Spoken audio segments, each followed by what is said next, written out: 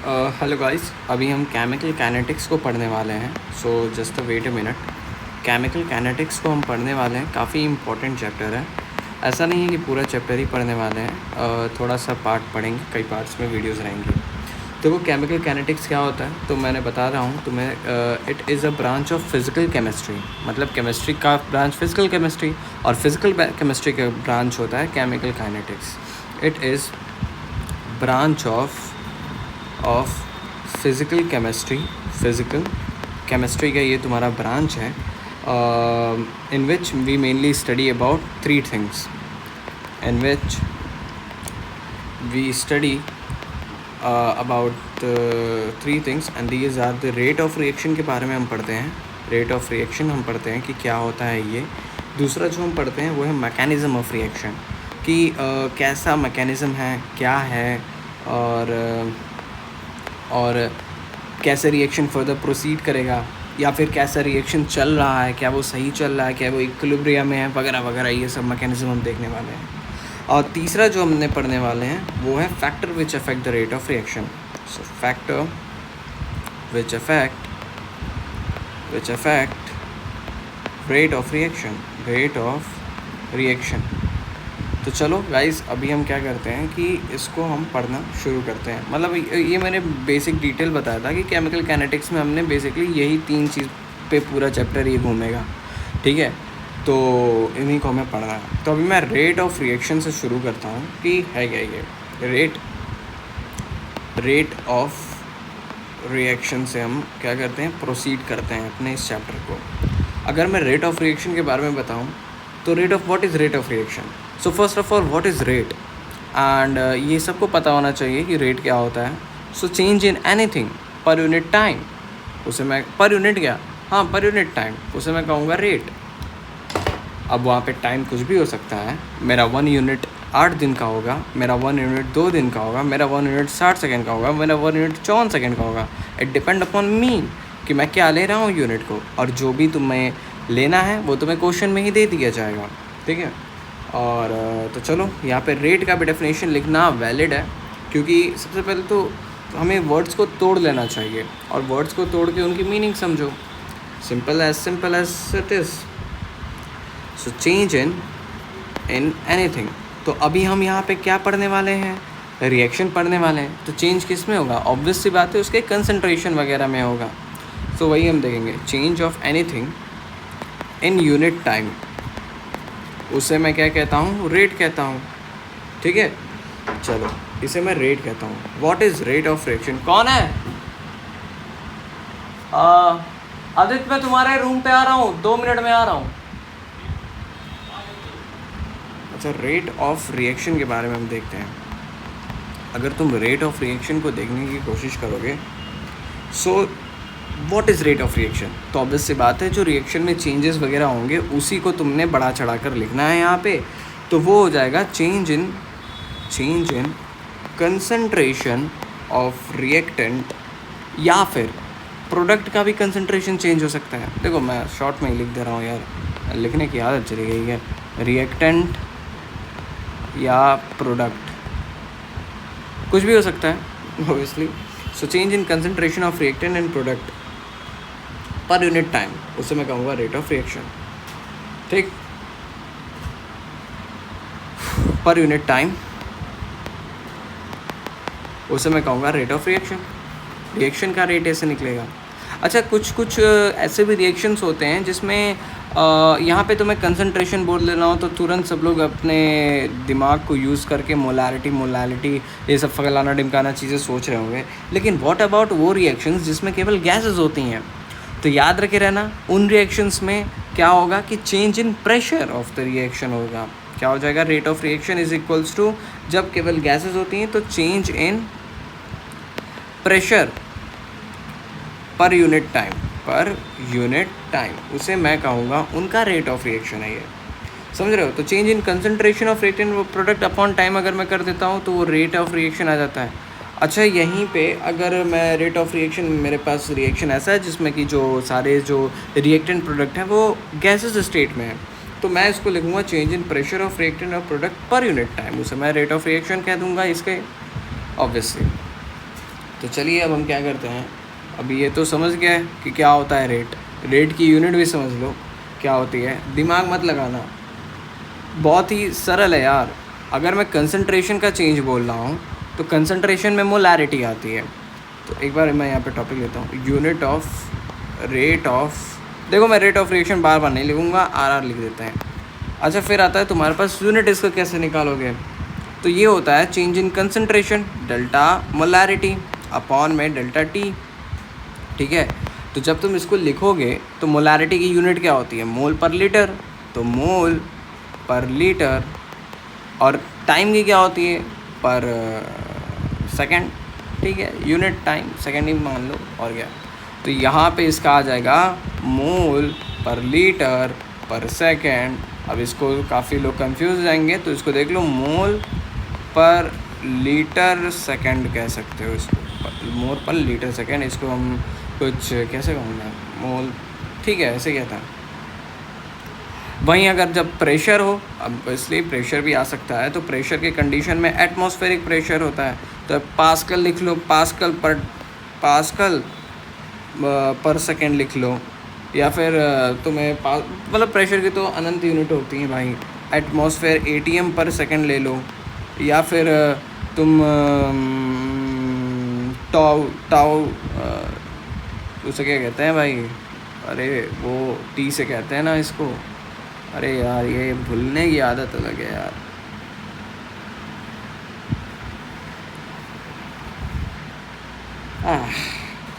MM of HG ले लो, ठीक है, या फिर टॉर ले लो, यही था, टॉर पर सेकंड ले लो, कुछ भी ले सकते हो, यूनिट तुम्हारे ऊपर डिपेंड करता है।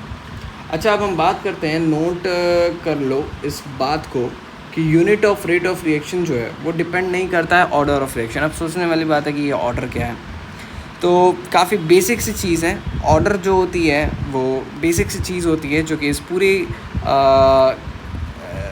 चैप्टर में हम पढ़ने वाले हैं। बेसिकली काफ़ी रिएक्शंस के ही, मतलब मेरे ख्याल से तो पूरे ही रिएक्शन, जितने भी दुनिया में रिएक्शन है सबकी ऑर्डर होती हैं।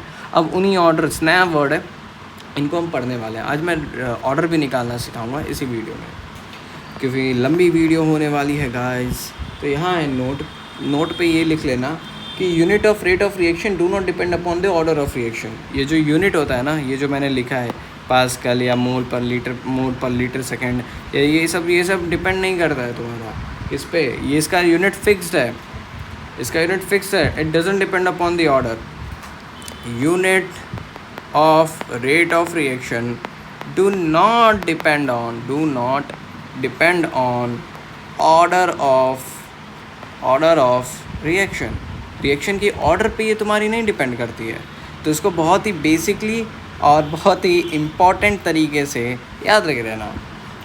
अब एक और नोट में यही है कि जब भी तुम रेट लिखते हो तो देखो, रिएक्टेंट के टर्म में लिख सकते हो या प्रोडक्ट के टर्म में लिख सकते हो। अरे मतलब समझने की कोशिश करो, अगर A + B lead to C + D हो रहा है, ये तुम्हारे पास रिएक्शन है, तो इसका तुम रेट कैसे लिखोगे, change in concentration of reactant, तो इसमें तुम्हारा डेल्टा A + डेल्टा B दोनों आएंगे, अपॉन में डेल्टा T कर दोगे, या फिर change in concentration of product, that is equals to delta C plus delta D upon में डेल्टा T। ये हो सकता है। इसको तुम कैसे लिखोगे, इसको तुम ऐसे लिखोगे कि डेल्टा A अपॉन में डेल्टा T। अब एक चीज़ याद रखे रहना कि रेट ऑफ रिएक्शन, अगर एक रिएक्शन फिजिबल है, मतलब एक एक्चुअल रिएक्शन है, तो सारे के सारे सेम हो जाते हैं। डेल्टा B अपॉन में delta T is equals to delta C upon में delta T, and that is delta D upon में डेल्टा T। तो रेट ऑफ रिएक्शन, लेकिन यहाँ पे क्या है, ये वाला पोर्शन तुम्हारा रिएक्टेंट है, और ये जो येलो वाला पोर्शन है, मतलब ब्लू वाला पोर्शन है, ये तुम्हारा प्रोडक्ट है। रिएक्टेंट क्या हो रहा है, उसका चेंज जो हो रहा होगा वो क्या हो रहा होगा, नेगेटिव में होगा कि पॉजिटिव में होगा, सोचने वाली बात है नहीं। तो इसका चेंज नेगेटिव में होगा मेरे भाई। अरे पहले 10 मोल था, अब रेट चेंज होके उसका 2 मोल ही बचा, तो फाइनल माइनस इनिशियल करोगे तो 2 - 10 करोगे तो -8 आ रहा है ना। दैट्स द थिंग जो कि तुम्हें याद रखी रहनी है। तो delta A by delta T is equals to, इसी वजह से रिएक्टेंट में हमेशा हम माइनस का साइन लिख देते हैं। Rate of reaction in term of reactant हमेशा नेगेटिव साइन लगती है, जबकि प्रोडक्ट में हमेशा पॉजिटिव रहती है, क्योंकि प्रोडक्ट हमेशा बढ़ता रहता है। सो यहाँ पे हो जाएगा तुम्हारा नेगेटिव एंड यहाँ पे हो जाएगा तुम्हारे पास positive. Negative with reactant and positive with product. Negative with reactant and positive with product, ये तुम्हें जानना है और जानना है। चलो ज़रा हम रेट के बारे में बात करते हैं, इसके ग्राफ वगैरह के बारे में बात करते हैं। तो जैसा मैंने तुम्हें बताया है कि जो रिएक्टेंट होता है उसका रेट, उसका कंसंट्रेशन समय के साथ जो चेंज होता रहेगा ना भाई। रिएक्टेंट कम ही होता है, सबको पता है कि एक रिएक्शन हो रहा है तो उसमें रिएक्टेंट का अमाउंट कम होता है, प्रोडक्ट का अमाउंट बढ़ता है, क्योंकि प्रोडक्ट का फॉर्मेशन होता है। तो इसी वजह से इसका जो रेट, इसको ग्राफ को तुम समझ लो, समझना ही है, ज़्यादा कुछ है ही नहीं यार। इसका यहाँ पे अगर मैं कंसंट्रेशन लिख देता हूँ, concentration of what, concentration of reactant अगर मैं लिख देता हूँ और यहाँ पे मैं अपना टाइम लिख देता हूँ, तो ये जानते हो कैसा होगा? ये कुछ ऐसा ग्राफ तुम्हें देखने को मिलेगा, क्योंकि ऑब्वियस सी बात है वो कम हो रहा है। लेकिन साथ ही साथ अगर मैं यहाँ पे rate of reaction versus time का लिख दूँ, rate of reaction of reactant के साइड में, rate of reaction of reactant का ही मैं बात कर रहा हूँ, rate of reaction of reactant upon में यहाँ पे टाइम का कर्व अगर मैं बनाता हूँ तो वो भी नेगेटिव कर्व ही तुम्हें देखने को मिलेगा। इसमें भी कोई आश्चर्य करने वाली बात नहीं है। क्यों नहीं आश्चर्य करने? अरे भाई ये बताओ, जब कंसंट्रेशन कम होगा तो जिस रेट से पहले हो रहा था रिएक्शन उस रेट से तो कम हो जाएगा ना, ऑब्वियसली। तो वो सीन कुछ यही हो जाएगा। फिर प्रोडक्ट का आता है। फॉर प्रोडक्ट की अगर मैं बात करता हूँ तो प्रोडक्ट के लिए यहाँ पे देख लो, अगर यहाँ पे तुम कंसंट्रेशन लिख रहे हो, कंसंट्रेशन क्या हो रहा है समय के साथ? बढ़ रहा है। हाँ, उस रेट से नहीं बढ़ रहा है लेकिन बढ़ तो रहा है, तो इसका ग्राफ कुछ ऐसा हो जाएगा। और अगर मैं यहाँ पे लिख देता हूँ रेट ऑफ रिएक्शन, तो इसका ग्राफ तो तुम खुद ही सोचना यार, अब इतना भी नहीं ज़रूरी है। रेट ऑफ रिएक्शन अगर मैं लिख देता हूँ तो इसका ग्राफ थोड़ा कुछ सोचना, बताना क्या हो सकता है, ठीक है? इम्पोर्टेंट सवाल है ये। अब मैं बताता हूँ रेट, इसको देख लेना, ठीक है? अच्छा, फिर बताता हूँ मैं रेट। रेट जो होती हैं वो होती हैं तुम्हारी दो तरीके की। एक होती है एवरेज रेट और एक होती है इंस्टेंटेनियस रेट। अब ये जो तुमने पढ़ते हुए आया है फॉर्मूला की, जो भी चेंज है अपॉन चेंज इन टाइम है, डेल्टा एम अपॉन में डेल्टा टी, यानी कंसंट्रेशन में जो भी चेंज हुआ है अपॉन में टाइम में जो भी चेंज हुआ है, that is equals to rate of reaction आता है। ठीक है, ख़राब नहीं है वो, ठीक है, लेकिन ये एवरेज है। Okay, so total change in concentration upon total change in time, and that is what we called is rate of reaction. लेकिन इंस्टेंटेनियस रेट ये नहीं होता। इंस्टेंटेनियस रेट कहता है कि dx अपॉन में dt। अरे ये तो वेलोसिटी आ गया, अरे भाई साहब इतना ना जो dx अपॉन में dt आ गया। यहाँ पे x जो है वो basically concentration of the particular reactant या प्रोडक्ट जिसका भी निकाल रहे हो एट दैट टाइम होता है, समझे? तो ये एक इंस्टेंट का निकालते हो तुम। अच्छा, method to write instantaneous rate of reaction is very important, ठीक है? क्योंकि सवाल तो इससे ही बनते हैं भाई, सवाल तो इससे ही बनते हैं, इसी पे गोल गोल घूमता है पूरा। तो चलिए लिखने की कोशिश करते हैं कि क्या मेथड है लिखने के। जैसे एग्जांपल है तुम्हारे पास कि तुम ए से कन्वर्ट हो रहे हो, किस में कन्वर्ट कर रहे हो? बी में। तुम नहीं हो रहे हो, करवा रहे हो। तो रेट ऑफ रिएक्शन इसका क्या हो जाएगा? तो रेट ऑफ रिएक्शन दोनों का, अच्छा ये बताओ, जिस रेट से इधर चलेगा उसी रेट से तो इधर चलेगा। तुम कहोगे अरे इक्विलिब्रियम में है क्या? अरे मेरे दोस्त, जिस रेट से रिएक्टेंट ख़त्म होगा उसी रेट से तो प्रोडक्ट का फॉर्मेशन होगा। अब मेरे समझे दोस्त, प्यारे दोस्त, तो जिस रेट से ख़त्म होगा उसी रेट से फॉर्म होगा। तो इसी वजह से समझना, इसी वजह से क्या होगा, यहाँ पे जो भी आएगा डी ए अपॉन में D T is equals to D B upon में डी टी। क्या ये कंप्लीट है? नहीं कंप्लीट है। क्यों नहीं कंप्लीट है? यहाँ नेगेटिव साइन होगा। यहाँ पॉजिटिव साइन होगा। अब कंप्लीट हुआ। और क्या ये हमेशा इक्वल लेंगे? हाँ, हमेशा इक्वल लेंगे, हमेशा इक्वल लेंगे। चलो एक और एग्जांपल देखते हैं। अगर मैं लिख दे, और एक चीज़ बताना चाहता हूँ मैं, इसी को तुम कहोगे क्या? Rate of formation. और रेट ऑफ फॉर्मेशन को ही, केवल इस केस की बात कर रहा हूँ, इस केस में ही ऐसा अनफॉर्चुनेटली कह सकते हो गया कि rate of formation is equals to rate of reaction है। और यहाँ पे जो रेट ऑफ डिसअपियरेंस है वो भी अनफॉर्चुनेट कंडीशन आ गई कि यहाँ पे रेट ऑफ डिसअपियरेंस भी रेट ऑफ रिएक्शन के बराबर है। लेकिन अब अनफॉर्चुनेट कंडीशन नहीं आएगी, क्योंकि मैं इसी रिएक्शन को अनफॉर्चुनेट से फॉर्चुनेट बना देता हूँ। 2A + 3B leads to formation of, I think unfortunate नहीं बन पाया, इसको हटाओ। 2A Leeds to formation of 3B। अब सही है, फॉर्चुनेट हो गया। अब हम बात करते हैं किसके बारे में। तो अभी अपने को रेट ऑफ रिएक्शन वगैरह लिखना है, तो चलो लिखते हैं। तो क्या है, dA/dt बराबर में dB/dt है। ये तो ठीक है, कंडीशन एकदम सही है। क्या ये बिल्कुल सही है? तुम कहोगे नहीं नहीं नहीं सही है, नेगेटिव लगा लो। अच्छा ठीक है। क्या ये अब सही है? नहीं सही है। तुमने रेट ऑफ रिएक्शन हमेशा इक्वल करना है, रेट ऑफ फॉर्मेशन और रेट ऑफ डिसअपियरेंस नहीं। यहाँ पे अगर केवल ऐसे लिखते हो, ये वाली कंडीशन केवल है, तो ये है तुम्हारे पास रेट ऑफ डिसअपियरेंस। लेकिन अगर तुम इसको स्टोइकोमेट्रिक कोफिशिएंट से डिवाइड कर देते हो, मतलब मल्टीप्लाई कर देते हो, 1/2 से मल्टीप्लाई कर देते हो। स्टोइकोमेट्रिक 2 था तो 1/2 से मल्टीप्लाई करोगे, तो स्टोइकोमेट्रिक कोफिशिएंट से यानी डिवाइड कर देते हो अगर तुम, तब ये जो कंडीशन है, कौन वाली? लाल वाली कंडीशन। लाल वाली कंडीशन देखो, ये वाली कंडीशन जो है, इसे तुम कहोगे rate of reaction, rate of reaction. उसी प्रकार यहाँ भी तुम्हें 1/3 से मल्टीप्लाई करोगे और मतलब 3 से डिवाइड, प्रोडक्ट की स्टोइकोमेट्री से डिवाइड करोगे, तो ये जो तुम्हारी नीली वाली कंडीशन है, ये तो रेट ऑफ फॉर्मेशन है, ये तो रेट ऑफ फॉर्मेशन है। ये जो तुम्हारी हरी वाली कंडीशन है, ये तो तुम्हारी रेट ऑफ रिएक्शन है, रेट ऑफ रिएक्शन है। अब मेरे को लग रहा है कि सब तुमको rate of formation, rate of reaction और फलाना ढिमकाना जितने भी चीज़ें, ये सब क्लियर हो रहे होंगे, और होना भी चाहिए भाई, कुछ बड़ा चीज़ है ही नहीं इसमें ऑब्वियसली। तो ज़रा अब हम एक क्वेश्चन करने की कोशिश करते हैं। हाइपोथेटिकल क्वेश्चंस नहीं लगाएंगे, डायरेक्ट अब लगाते हैं, क्योंकि इस लायक के हम हो चुके हैं।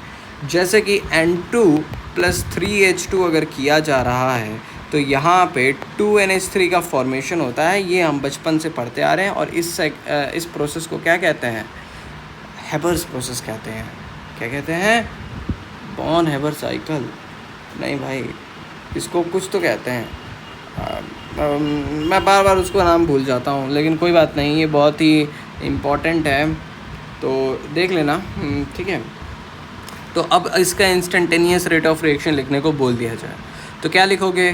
तुरंत कह दोगे, अरे भाई तुरंत कह दोगे dN2 का कंसंट्रेशन अपॉन में dt, ये चेंज इन N2 का कंसंट्रेशन अपॉन में उसी टाइम पे dt, वो बराबर हो जाएगा 1/3 कर देना मेरे भाई, 3 से डिवाइड दे देना यार, क्योंकि कोफिशिएंट स्टोइकोमेट्रिक है ना dt, and that is equals to dNH3 upon में dt, ये 1/2 हो जाएगा।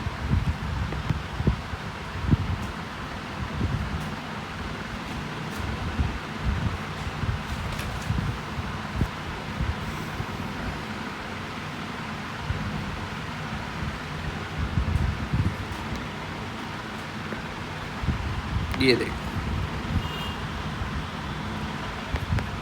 देख रहे हो, ये रेट ऑफ रिएक्शन तुमने लिख दिया। क्या ये कंप्लीट है? नहीं कंप्लीट है, ये अब कंप्लीट हो गया।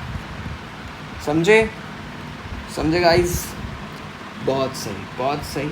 अबव कंपैरिजन हमेशा याद रखे रहना, ये जो मैं इक्वेट कर दे रहा हूँ, चौड़े में आके इक्वेट कर दे रहा हूँ तुम्हें, दिखा दे रहा हूँ इक्वेट करके।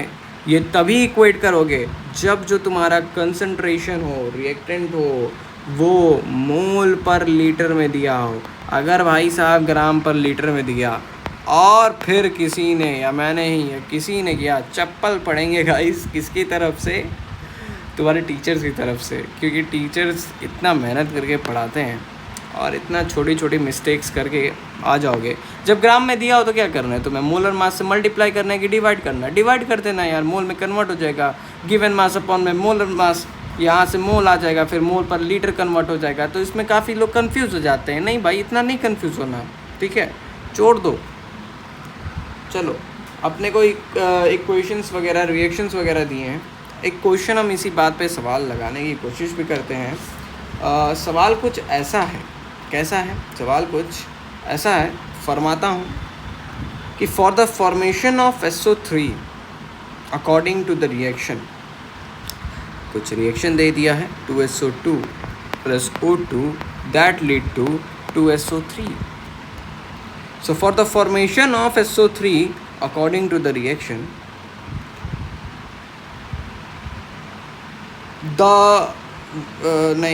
फिर उसके बाद कुछ दे दिया value 1.6 into 10⁻³ kg/minute inverse is the rate of formation, hence the rate at which SO2 reacts, यानी rate of reaction of SO2 क्या होगा? एक मिनट में बता देता हूँ। इस रिएक्शन के लिए गिवन है कि रेट ऑफ फॉर्मेशन ऑफ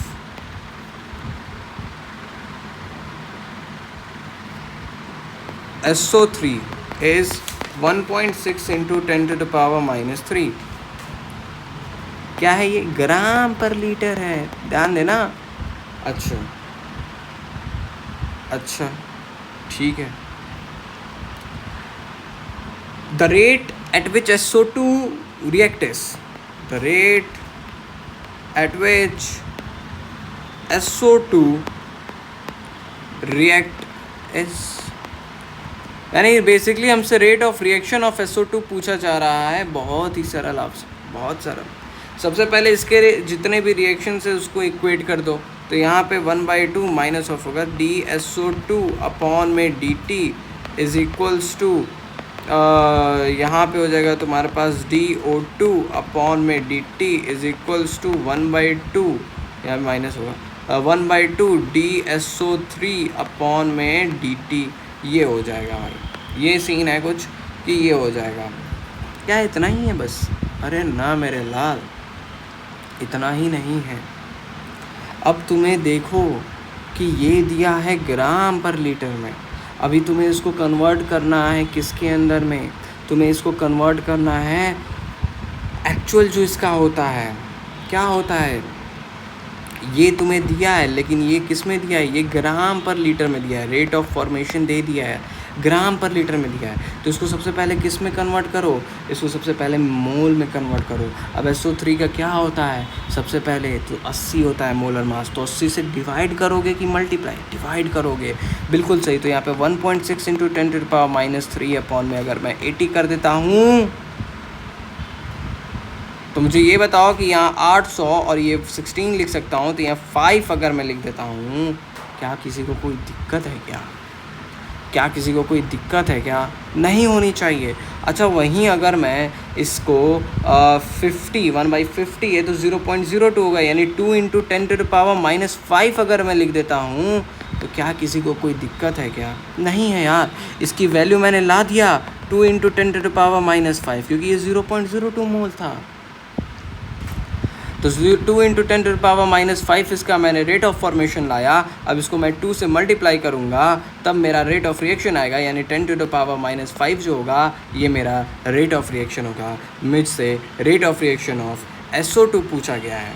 तो SO2 पूछा गया है, तो dSO2 अपॉन में dt और इंटू का 1/2 था, and that is equal to 10⁻⁻5। तो dSO2 अपॉन में dt, तो रेट ऑफ रिएक्शन क्या आया है मेरे भाई? इसका जवाब 2 इंटू 10⁻⁻5 हो जाएगा। तुमसे रेट ऑफ SO2 आ गया।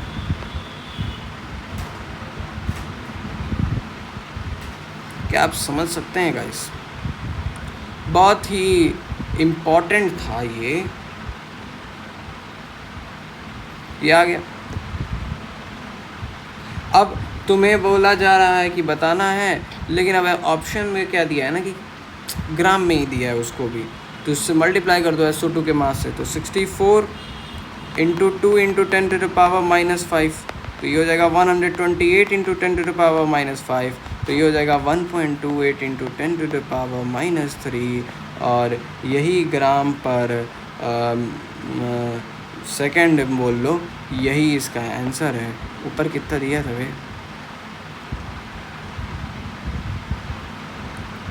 अभी ग्राम पर लीटर नहीं होगा भाई, यहाँ मैंने यूनिट गलत लिख दिया था, kg पर मिनट होगा, तो यहाँ मिनट होगा भाई, यहाँ मिनट होगा। 1.28 इंटू 10⁻⁻3 ग्राम पर मिनट, ग्राम पर minute, sorry for saying kg, मैं नशे में हूँ क्या। फिर आता है तुम्हारे पास कॉन्सेप्ट ऑफ एक्टिव मास वगैरह, क्या होते हैं ये भाई साहब? What is active mass, what is molar concentration, what is molarity, ये सब तो हमने केमिकल इक्विलिब्रियम में ही पढ़ा था क्लास 11th में। मैं केमिकल इक्विलिब्रियम क्यों लिख रहा हूँ? व्हाट इज़ मोलैरिटी, ये सब तो हम पढ़ ही चुके हैं, लेकिन फिर से शुरू करते हैं। एक्टिव मास कुछ ऐसे रिप्रेजेंट किया जाता है, और यही होती है मोलैरिटी। मोलैरिटी को कुछ कैपिटल M से रिप्रेजेंट किया जाता है, और यही होती है मोलर कंसंट्रेशन, यानी number of moles per volume, यानी पर लीटर हो जाएगा तुम्हारा। इसका यूनिट होता है मोल पर लीटर, इसका यूनिट होता है। लॉ ऑफ मास एक्शन, काफ़ी बड़ा लॉ, किसने दिया था सबसे पहले? तो इसको दिया गया था गुडबर्ग एंड वागे के द्वारा। कौन थे ये वागे? भाई साहब बड़े बड़े साइंटिस्ट लोग थे, अपने औकात से बहुत ऊपर, ऊंचे लोग थे, ऊंचे लोग, रॉयल सोसाइटी के थे। तो क्या था कि law of mass action Guldberg and Waage ने दिया था। तो according to law of mass action, जो रेट ऑफ रिएक्शन होती है किसी भी रिएक्शन की, जो रेट होती है वो directly proportional to the concentration of reactant होती है, यानी कि A leads to product form हो रहा है, तो जो रेट ऑफ रिएक्शन होगा, रेट ऑफ रिएक्शन वो डायरेक्टली प्रोपोर्शनल होगा किसके? कंसंट्रेशन ऑफ A के होगा। अगर मैं यहाँ पे N लिख देता हूँ तो कंसंट्रेशन ऑफ A की पावर N के होगा, और फिर जब रेट ऑफ रिएक्शन को मैं लिखता हूँ तो रेट ऑफ रिएक्शन आ जाएगा तुम्हारे पास KA की पावर N। सोचने वाली बात ये क्या है कि, तो ये होती है कांस्टेंट प्रोपोर्शनैलिटी, प्रोपोर्शनैलिटी कांस्टेंट, उल्टा लिख रहा हूँ, हट जा, प्रोपोर्शनैलिटी कांस्टेंट, ये प्रोपोर्शनैलिटी कांस्टेंट होता है तुम्हारा, ये तुम्हें जानना बहुत ही ज़रूरी है। समझा? क्यों, समझ में आया क्या? अभी जो K की वैल्यू होती है क्या हमेशा सेम होती है सबके लिए? नहीं भाई, K is a property of material, material बदलेगा K बदलेगा। K जो होती है ये होती है इक्विलिब्रियम कह रहा हूँ, रेट कांस्टेंट होता है, रेट कांस्टेंट। रेट कांस्टेंट तुम्हारा किस पे डिपेंड करता है? 3 फैक्टर्स पे। नेचर ऑफ मटेरियल, तो यानी कि मटेरियल के नेचर पे भी डिपेंड करता है, अलग अलग मटेरियल के लिए अलग अलग होगा नेचर ऑफ मटेरियल, और टेम्परेचर, यानी कि सेम ही मटेरियल है लेकिन अगर टेम्परेचर अलग अलग है तो भी इनकी रेट कांस्टेंट की वैल्यू थोड़ी अलग होगी। और फिर आती है तुम्हारे पास one and only concentration of addition on removal of enzyme पे भी एडिशन कह सकते हो, या फिर रिमूवल ऑफ एंजाइम, तो इस पर तुम कुछ भी कह सकते हो, सभी पे तुम्हारा रेट कांस्टेंट डिपेंड करता है। समझे मेरे भाई? एक्टिव मास का एक और चीज़ बताना चाहता हूँ, तुमने पढ़ा होगा कि PV is equals to NRT होता है, तो P अपॉन में RT अगर मैं लिख देता हूँ तो वो N/V है, और N/V को ही तो मोलर कंसंट्रेशन कहते हैं, यानी मोलैरिटी कहते हैं। P अपॉन में RT is equals to N upon में V is equals to molarity हो गया। क्या तुम्हें कुछ और चाहिए? बहुत कुछ है भाई, इतना। अच्छा, एक और चीज़ बताना चाहते हैं, बहुत बताने तो बहुत कुछ है, कि जो रेट ऑफ रिएक्शन होता है ज़ीरो ऑर्डर का, वो इंडिपेंडेंट ऑफ कंसंट्रेशन होता है। ये तुम्हें याद रखना पड़ेगा यार। Law of mass action is not applicable for zero order reaction. अब ये जो तुम्हारा लॉ है ना, ये जो लॉ ऑफ मास एक्शन है ना, ये ज़ीरो ऑर्डर के लिए लॉ ऑफ मास एक्शन ही क्या है यार, काफ़ी ऐसे लॉज है जो ज़ीरो ऑर्डर पे लगते ही नहीं हैं। तो लॉ ऑफ मास एक्शन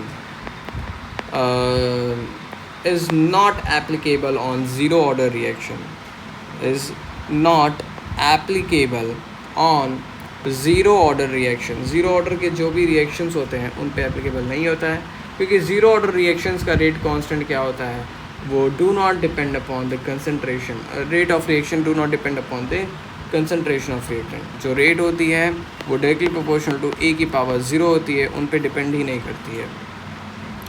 जबकि तो रेट जो हो जाएगी वो के बराबर आ जाएगी, कांस्टेंट के बराबर हो जाएगी। तो थ्रू आउट द रिएक्शन यहाँ पे रेट का ग्राफ अगर तुम देखोगे तो ये अगर है तुम्हारे पास क्या, रेट ऑफ रिएक्शन, और ये अगर तुम्हारे पास दिया है टाइम, तो इसका जो ग्राफ देखोगे वो कुछ ऐसे देखोगे, टाइम बढ़ रहा है लेकिन रेट ऑफ रिएक्शन वही है। अगर कंसंट्रेशन का भी देख लो ज़रा,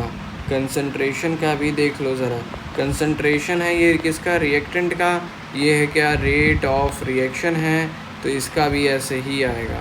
कंसंट्रेशन भले बढ़ेगा लेकिन रेट वही से ही कांस्टेंट रह जाएगा, किसका कांस्टेंट रह जाएगा।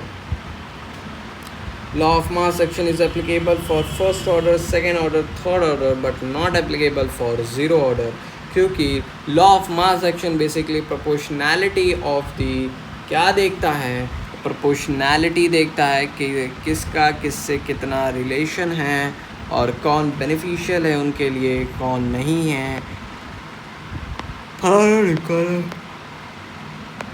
मत जाओ, काफ़ी हाई लेवल का हो जाएगा वो, पढ़ने की ज़रूरत ही नहीं है, बस इतना याद रखो। Law of mass action applicable for first order, second order, third order, but not depend upon the zero order, क्योंकि उनका रेट हो जाता है constant through out the reaction. Rate law के बारे में बताना था, तो relation between, rate law basically तुम्हें बताता है रिलेशन किसके किसके बिटवीन, तो रेट ऑफ रिएक्शन में रिलेशन तुम्हें बताएगा, तुम्हें रेट कांस्टेंट में रिलेशन बताएगा, तुम्हें कंसंट्रेशन ऑफ रिएक्टेंट पे भी क्या बताएगा, रिलेशन बताएगा। कौन बताएगा, तुम्हारा रेट लॉ बताता है। तो रेट लॉ कहता है कि तुम्हारे पास अगर एक रिएक्शन है, ये इसे प्रोडक्ट में कन्वर्ट कर दिया तुमने, मान लो n मोल था, तो यहाँ पे जो रेट ऑफ रिएक्शन होगा वो डायरेक्टली प्रोपोर्शनल टू a की पावर n होगा, और रेट ऑफ रिएक्शन जो है दैट इज़ इक्वल्स टू के a की पावर n होता है। बस आ गया तुम्हारे पास, रेट कांस्टेंट में भी रिलेशन आया, रेट ऑफ रिएक्शन में भी रिलेशन आया, कंसंट्रेशन ऑफ रिएक्टेंट में भी रिलेशन आ गया। भाई यही है भाई, दुनिया गोल है, गोल में घूमते रह जाओगे अगर कुछ नहीं करोगे तो। अब मेरे को टाइप ऑफ रेट लॉ बताने हैं, तो दो तरीके के रेट लॉ होते हैं, एक होता है थ्योरेटिकल रेट लॉ और एक होता है एक्सपेरिमेंटल रेट लॉ। बताते हैं, थोड़ा सब्र रखें। तो टाइप ऑफ रेट लॉ पे हम डिस्कशन कर रहे हैं टाइप ऑफ रेट लॉ। तो एक होती है तुम्हारे पास थ्योरेटिकल रेट लॉ, और एक होती है तुम्हारे पास कौन सी, experimental rate law.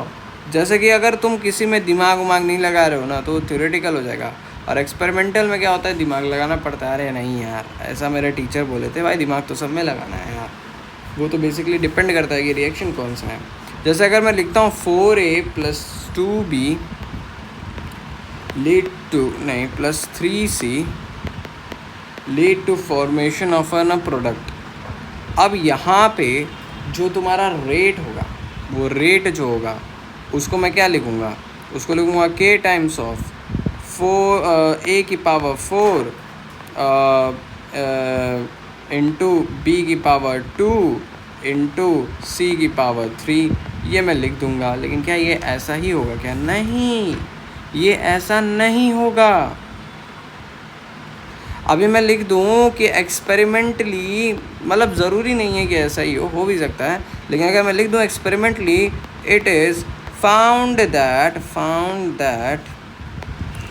on changing concentration of B, the reaction rate of reaction do not change। तो इसका मतलब रेट ऑफ रिएक्शन तो उस पर डिपेंड ही नहीं कर रहा है, तो डायरेक्ट यहाँ पे लिख दिया जाएगा rate is equals to k a to the power 4 c to the power 3। तो rate is equals to k to the power 4 and c to the power 3 आ जाएगा तुम्हारे पास। और या ये डिपेंड करता है कि किस पे डिपेंड नहीं करता है, किस पे करता है। Experimental rate law is equals to k a to the power 4 and c to the power 3। ठीक, रेट आ गया तुम्हारे पास। अच्छा, रेट का अगर तेरे को निकालना है, तुमने वहाँ पे क्या निकाला था? वहाँ पे एक सेकेंड, आँख में कुछ तो पड़ा है। वहाँ पे तुमने निकाला था रेट का, जो इसका होता है मोल पर लीटर सेकेंड। मोल पर लीटर सेकेंड होता है रेट का यूनिट। अब तुम्हें अगर इक्विलिब्रियम कांस्टेंट इसके का यूनिट अगर बताने को बोल दिया जाए तो तुम क्या करोगे? तो rate is equals to k a to the power N, यहाँ पे लिखा ये, यहाँ पे लिखा रेट, यहाँ पे लिखा ए टू द पावर एन, यहाँ पे लिखा मैंने क्या? रेट इज इक्वल्स टू मोल पर लीटर पर सेकेंड अपॉन, यहाँ पे जो तुमने ए लिखा है इसका होता है mole to the power n upon litre to the power n, multiply कर दीजिए ऊपर नीचे, तो यहाँ हो जाएगा mole litre to the power n upon में litre and mole to the power n and second. अगर मैं इसको और फैला दूँ तो हो जाएगा मोल 1 माइनस एन लीटर n-1 पर सेकेंड इनवर्स। ये आ जाएगा तुम्हारा क्या? This is what is the unit of what? This is the unit of what? So this is the unit of rate constant. Rate constant, ये रेट कांस्टेंट का unit है तुम्हारा। तुम्हें इसको बहुत ही अच्छे तरीके से जानना होगा भाई, बहुत ही इम्पोर्टेंट है, बहुत ही इम्पोर्टेंट है। ठीक है, अच्छा तो हो गया, ये भी हो गया। अब हम यार ऑर्डर के बारे में बात करते हैं। किसके बारे में? ऑर्डर के बारे में। यहाँ पे एन जो है ना, ये बेसिकली ऑर्डर ऑफ रिएक्शन को ही रिप्रेजेंट कर रहा है। तुम कहोगे अरे एन तो रेट ऑफ रिएक्शन का कांस्टेंट है, थर्मल कांस्टेंट है वो। भाई वो ऑर्डर ऑफ रिएक्शन ही है, क्योंकि जो रिएक्टेंट के थर्मल कांस्टेंट होते हैं उन्हीं का सम को ही तो ऑर्डर ऑफ रिएक्शन कहते हैं। कोई नहीं, अभी नहीं समझोगे, अभी आएगा, सब समझ जाएगा उसमें। चलिए शुरू करते हैं। If n is equals to 0, तो सबसे पहले एक बार इसको लिखने की कोशिश करो। तो ये होता है मोल 1 माइनस एन लीटर n-1 और second inverse. If n is equals to 0, तो that will be very clear mole litre चलिए भाई, नहीं litre inverse second inverse. Here you can see आ गया। अगर n इज़ इक्वल्स टू 1, तो ये हो जाएगा तुम्हारे पास mole 1 minus 1 is 0, litre 1 minus 1 is 0 and second inverse, and that is equals to 1 1 and that is equals to second inverse. या फिर अगर सेकेंड में दिया है तो जो भी टाइम दिया है उसका इनवर्स। अब अगर मैं बोल दूँ तुम्हें क्या, if n is equals to 3, तब बताइए। तो तुम कहोगे कि मोल 1 माइनस n, तो -2 litre 3 minus 1 plus 2 mole per liter per second inverse, mole liter square second inverse. अब देखो ये जो n है ये ऑर्डर ऑफ रिएक्शन को रिप्रेजेंट कर रहा है. अब ये जो n है वो तुम्हारा कुछ भी हो सकता है. इट कुड बी यूनिट, क्योंकि फ्रैक्शनल भी आ सकता है तुम्हारा यूनिट n का. It could be after that unit के बाद क्या हो सकता है तुम्हारे पास,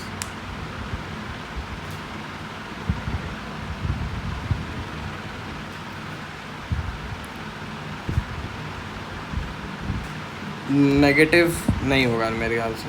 नहीं, नेगेटिव भी हो सकता है, ज़ीरो भी हो सकता है, नेगेटिव भी हो सकता है, 1 2 3 4 भी, फ्रैक्शनल भी, कुछ भी हो सकता है तुम्हारा रेट ऑफ ये ऑर्डर ऑफ रिएक्शन. लेकिन अब बात आते हैं बहुत ही बढ़िया सी क्वेश्चंस वगैरह हैं, उसमें तुमसे पूछा जाएगा कि find the order if the concentration depend upon the mole -2/3 liter 2/3 and second inverse. तो that is equals to mole की पावर n, लीटर की पावर 2/3 एंड सेकेंड की पावर -1 तो है ही, कट जाएगा. तो n इज इक्वल्स टू -2/3. ठीक है, n इज इक्वल्स टू -2/3. अरे n -1 है यहाँ पे भी. मैंने तो गलत लिख दिया, n है ना, तो ये n माइनस नहीं 1 माइनस n होता है. और ये होते हैं तुम्हारे पास कितने, ये होते हैं तुम्हारे पास n-1. तो यहाँ पे अगर तुम देखोगे तो इसका सीन कुछ ऐसे आएगा कि -2/3 is equals to 1 minus n, और n जो है वह है तुम्हारा कितना,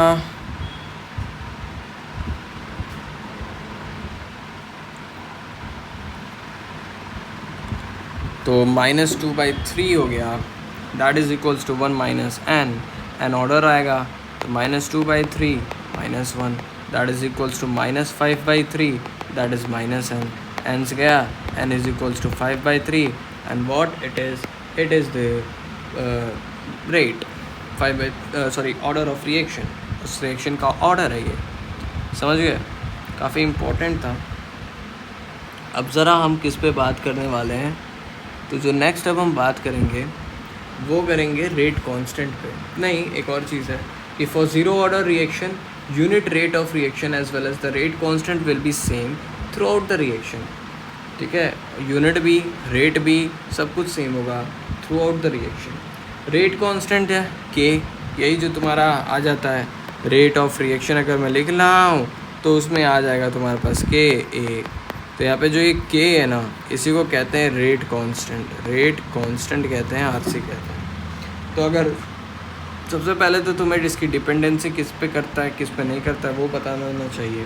तो मैंने बता भी रखा है कि ये नेचर ऑफ रिएक्टेंट पे डिपेंड करता है कि नहीं करता है, करता है. ये तुम्हारा टेम्परेचर पे भी डिपेंड करता है, ये तुम्हारा एडिशन ऑफ कैटलिस्ट पे भी डिपेंड करता है, एडिशन ऑफ कैटलिस्ट पे भी डिपेंड करता है. तो ये तुम्हें जानना बहुत आवश्यक था, क्योंकि सवाल हैं ऐसी जो मिटने ना दें. अच्छा, फिर उसके बाद किस पे नहीं डिपेंड करता है ये जान लो. तो concentration of reactant and product पे नहीं डिपेंड करता, ये तुम्हारा वॉल्यूम ऑफ वेसल पे डिपेंड नहीं करता, ये तुम्हारा टाइम पे डिपेंड नहीं करता, टाइम पे नहीं डिपेंड करता. एक और है rate constant do not depend upon the pressure of reaction पे भी, प्रेशर ऑफ रिएक्शन पे भी डिपेंड नहीं करता. ये हो गया रेट कांस्टेंट की बात. किस पे डिपेंड करता है. जबकि अब रेट ऑफ रिएक्शन लिखोगे तो rate constant depend upon the 3 things and not depend upon the 4th thing. जबकि रेट ऑफ रिएक्शन अगर तुम लिखोगे तो रेट ऑफ रिएक्शन डिपेंड करता है उन सातों फैक्टर्स पे, इन सातों के सातों फैक्टर्स पे जिस पे रेट ऑफ कांस्टेंट डिपेंड है ना डिपेंड करता है. यानी इन चारों फैक्टर्स पे on all these 7 factor, rate of reaction is directly proportional to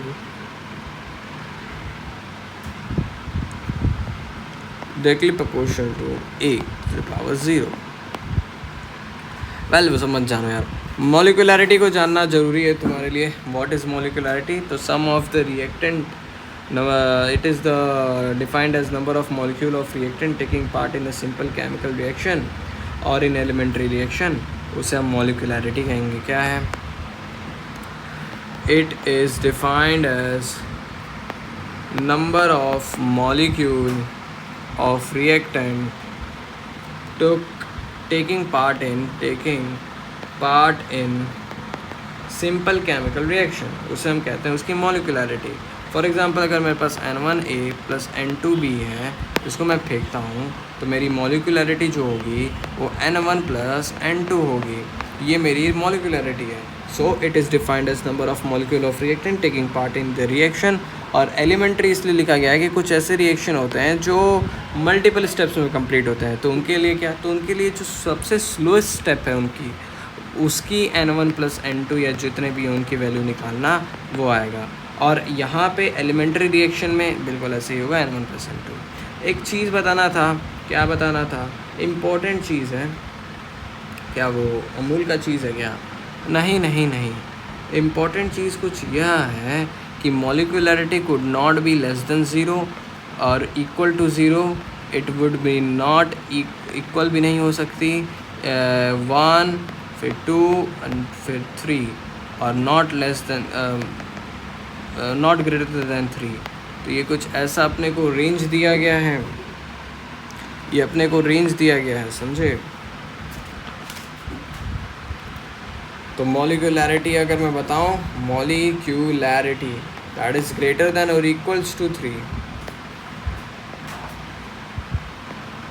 that is greater than और इक्वल्स टू 3 या फिर ग्रेटर देन और इक्वल टू 2 हो सकता है.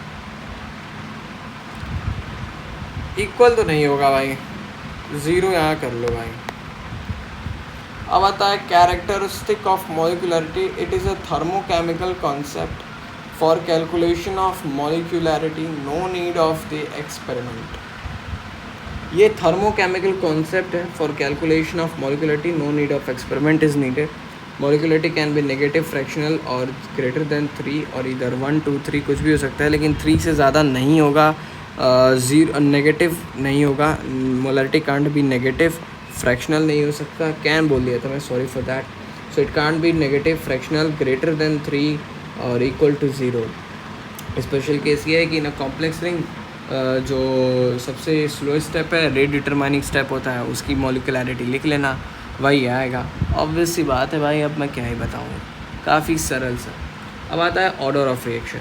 इसको मैं डिस्कस करूँगा अगले में, क्योंकि काफ़ी लंबा वीडियो हो चुका है.